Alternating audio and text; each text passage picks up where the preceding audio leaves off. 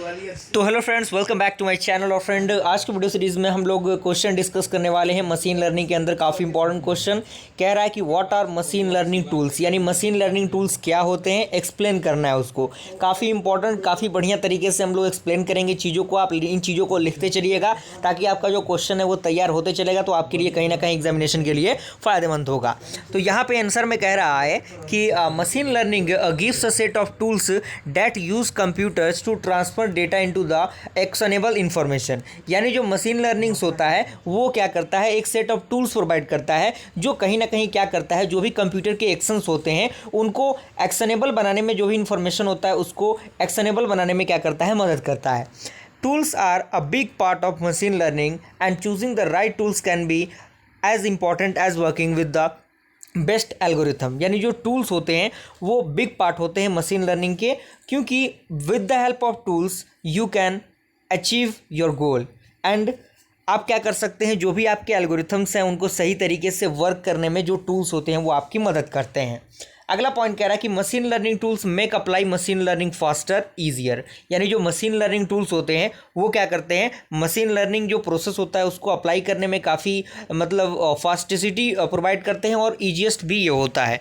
And good tools can automated each step in the applied machine learning process by shortening the time। and machine learning tools are as follows। यानी कुछ इस प्रकार से machine learning tools हैं, जिसमें पहला आपका है प्लेटफॉर्म। तो यहाँ पे कह रहा है कि platforms are use to complete the machine learning project from the beginning to end. यानी जो प्लेटफॉर्म्स होते हैं उनका हम यूज़ करते हैं कंप्लीट जो मशीन लर्निंग प्रोसेस होता है, जो प्रोजेक्ट होते हैं स्टार्टिंग टू एंडिंग, वो सारी चीज़ों को एग्जीक्यूट करने के लिए।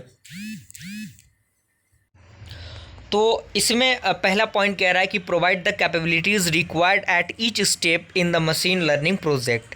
एंड सेकंड कह रहा है कि द इंटरफेस में बी ग्राफिकल और the command line. And third आपका कह रहा है कि they provide a loose coupling of features.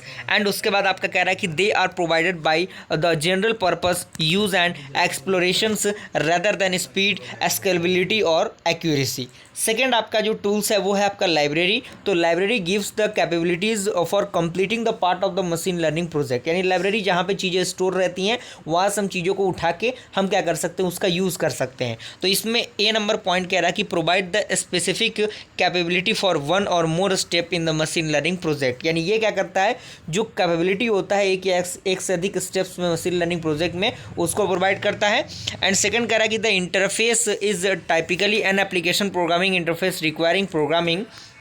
And third कह रहा है कि they are tailored for a specific use case problem type और इन्वायरमेंट। उसके बाद आपका है graphical user interface. Graphical user interface में पहला पॉइंट कह रहा है कि allow the less technical users to work through the machine learning.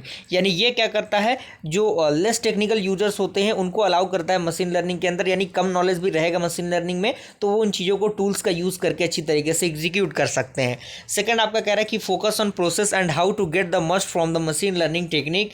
And third आपका कह रहा है कि stronger focus on graphical representations of information such as visualization. यानी विजुअलाइजेशन की चीज़ें ग्राफिकल जो रिप्रेजेंटेशन होता है उसमें होता है। And structured process imposed on the user by the interface. Clear.